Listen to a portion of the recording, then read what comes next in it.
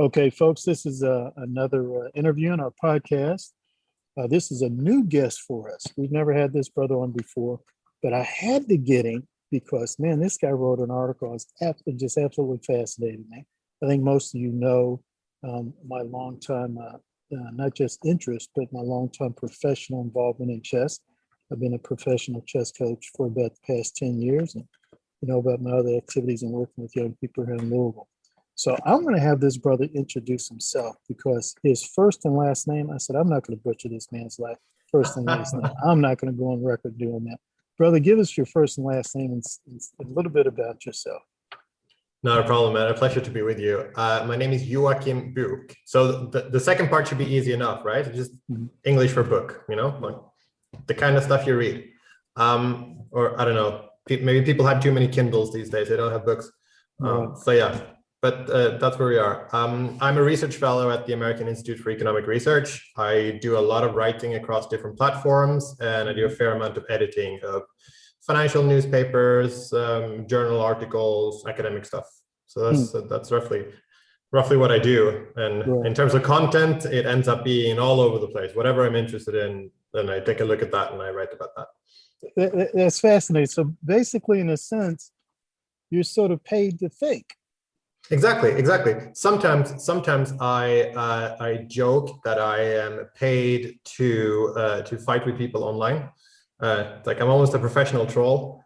It's not a very kind way of putting it, but it's like, yeah, I get paid. I'm a wordsmith. I get paid for putting words on a piece of paper and assembling information or graphs or links or arguments or things like that. So yeah. What's your educational background? What's your undergraduate degree in? So my undergrad was a joint. So I went to university in the UK so my undergraduate degree at the University of Glasgow in Scotland, the same one where Adam Smith taught in the 18th century. And so I did economics, a joint degree of economics and economic history. And then I did my master's degree at Oxford in financial history. So I've been looking at banks and balance sheets and financial markets of the past quite a lot. And specifically, my time period was something around 1850 to about the World War.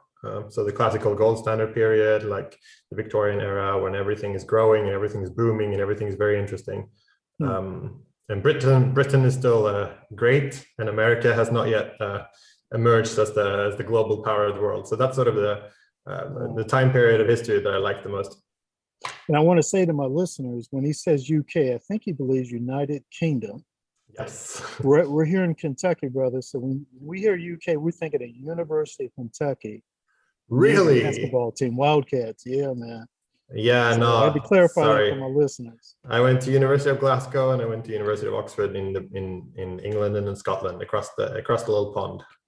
And your doctorate, are you pursuing that? Do you already have one? No, I did not. I applied for I got into a couple of PhD programs, but at last minute, basically, I decided against it. And I don't know, maybe it was luck, maybe it wasn't, because it was a year before the pandemic started, and I started traveling, and I was doing my work from all over the place. And then this happened, and I really didn't want to go into a university like that. And I mean, I can also watch all the lectures from wherever I am, right? So it didn't make much sense, and I kind of enjoyed what I'm doing, and I have the freedom to do all the kind of stuff that I'm interested in. So I didn't really pursue it. Maybe I will later. Who knows? Well, let's get into the article that caused me to say, I have to interview this man now. What was the name of it? It was on chess and economics. What was the specific name for that? And where can we get that article? So it's on the website for American Institute for Economic Research. So that's AIER.org. And the title is What Chess Can Teach Us About Economic Justice. So I'm not a particularly strong chess player, I should confess, and I don't know too much about the game. I'm fascinated by the game, and like most people during the pandemic, I've gotten back into it, and I've watched a lot online, and like all these streamers on YouTube and Twitch and everything, and the tournaments. Like every other week, there's a big ass tournament with a lot of these like really, really good, fascinating players. Right. So I've been watching a lot and I've been playing a lot and getting back into it. I used to play a lot as a kid. Mhm. And I think my dad taught me when I was maybe 5, 6, 7 years old. Wow. And I liked to play a lot back then, but I don't know, I didn't have a particular talent and I didn't hone it and I didn't practice it. And then it just fell away, you know? During the time you were playing, what benefits, if any, do you think it was giving you? Oh, when I was a child? Yeah, Yes. no, I don't know. Maybe. So I think actually it has, because it was, I've said this a couple of times in like job interviews and settings like that, one of my skills is to think ahead and to strategically think. And I think, but I've always associated that with more, in my teenage years, I played, you know, all of these games like, you know, Age of Empires, World of Warcraft, StarCraft, that kind of thing. And they're very different games than chess, right? Like when we think of chess, we think of two very clever bearded men, maybe, or these days, like cool streamers sitting or hunching over a board and then thinking about the optimal move. Whereas like a game like World of Warcraft, we associate with nerdy, or Counter-Strike, nerdy people who, nerdy young people who sit in comfortable chairs and like drink Red Bull or something.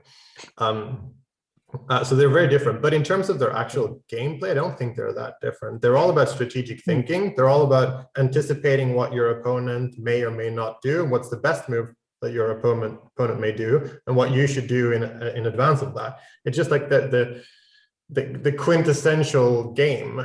And I think economists have written about this a lot, and we have an entire field called game theory, where chess is like an interesting aspect of that. But in a high level sense, that's all about interactions between different parties, and how you play. So I think actually, like I have had some experience or some sort of forces in the past that have shaped me to think strategically and think about the long terms, and like, well, what if I do this, what happens and what follows, that kind of thing. Wow. Very structural, logical thinking kind of stuff. Right. Okay. That's interesting. So how did you come to write that article? What can chess teach us about economic justice? Was that it? Yeah, exactly. So I was thinking about this massive boom that the chess industry has had during the pandemic, right? Or yes. Like, as far as I understand from people I know in the industry, it was sort of simmering before, and like Magnus Carlsen and then the Play Magnus thing and Chessable and all that kind of stuff have sort of like, they've pushed for a lot of things, and they've been building things and like trying to reach out and trying to sponsor events and trying to like promote chess to a younger audience or a wider audience. So I think that was still there. Yes. But then all of a sudden, when everyone was home, and it's like, okay, all the sports events are gone, and all, like, I can't hang out with my friends anymore. What am I going to do? And then a lot of people found chess, and then even more people found chess. And then on top of that, we had the Netflix series that everybody loved. So all of a sudden, you know, like you find retailers selling out everything, you know, like chessboards and sets and merchandise and everything that had to do with chess. It just completely gone. Everyone was playing, like the games played on Lichess and chess.com just exploded. The people who signed up for those sites just exploded. Everybody watched, you know, Hikaru or Gotham Chess or somebody on Twitch. It's like all of a sudden this was something everyone was doing, and it was kind of amazing.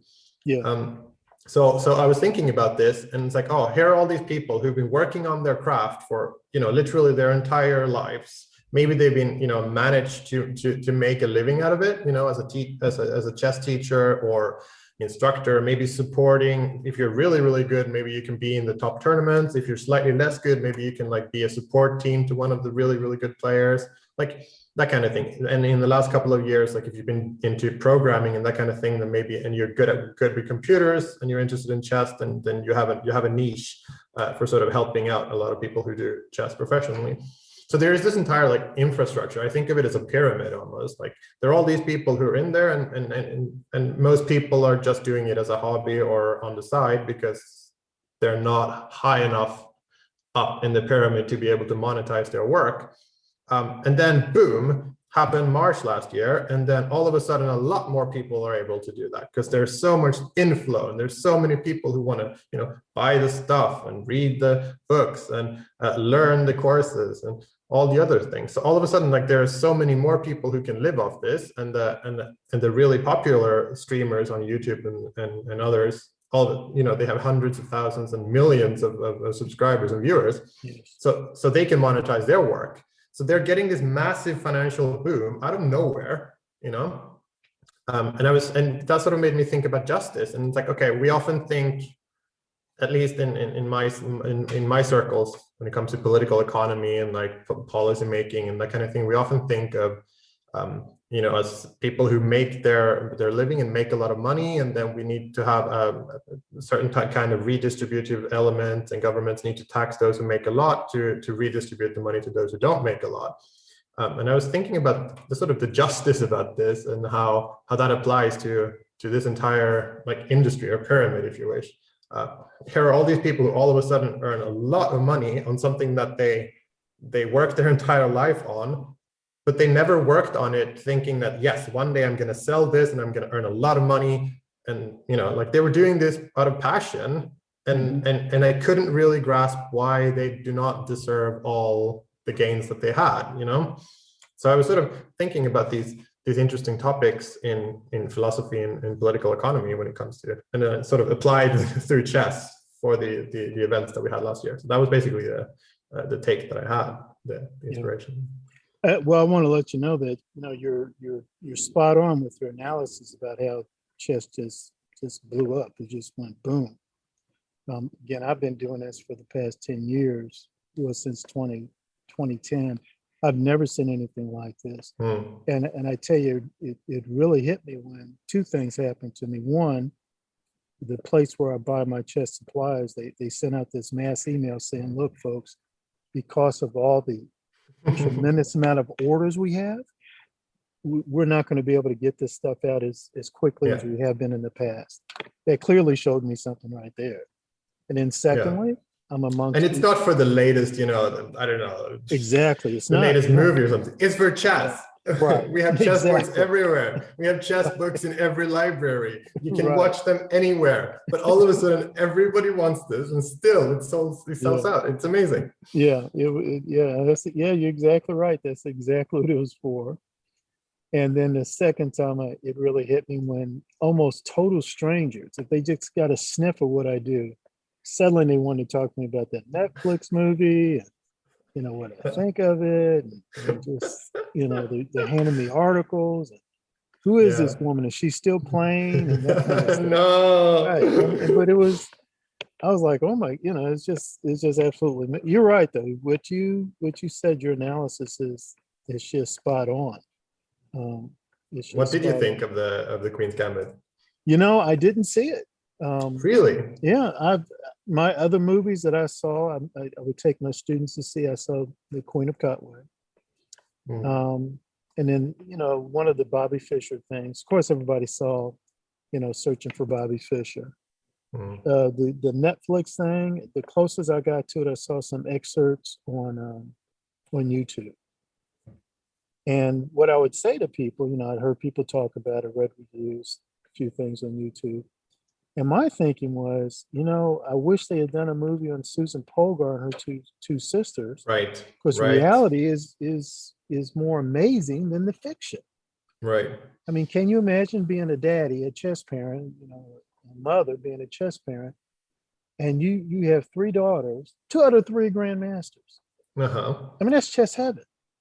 And they were pretty amazing grandmasters too, right? Yes. They can compete at the highest levels, even with the absolute highest level. Susan Polgar, she just retired. She was a chess coach at 2 colleges. The last college she was at, they were paying her $250,000 a year. Amazing. And her husband, she had him on staff. I think he was getting about $100,000 a year. Judith, she's still playing. She's in Israel. She's still playing. I mean, it's, reality is a heck of a lot more interesting than fiction. And I'm looking forward. Maybe the Netflix will do a follow-up. I hope so. I hope they do something on the Polgar systems. But as far as I understand with the Queen's Gambit, it was semi-based on reality. Like they're trying to follow Bobby Fischer, right? And they had a lot of games. I think one of the final games also was a famous feature. The final game that they featured was a game that I think Fischer had played at some point, and then Mhm. they had Kasparov improve on it a little.